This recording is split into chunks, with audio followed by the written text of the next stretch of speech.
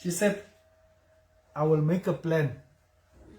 Bishop, if you go into the Lapa now, you see a refuse bag, the black bag, full of bottles. Yeah, bottles. Yeah.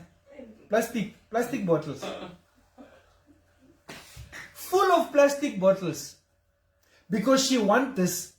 So, God didn't tell her, or must I say, I didn't tell her to make that thing. She came to me and say, Daddy, you know how I can make money. I want to collect recyclables.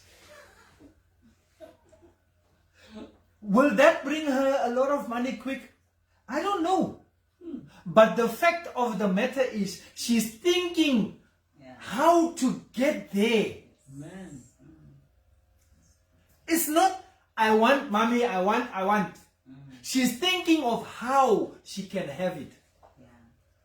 And when I look at that thing, I'm like, I'm not even the one who's collecting the things, né?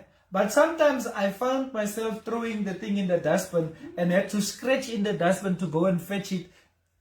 Because I promised her that I won't throw it, I will give it to her. That's what I promised her.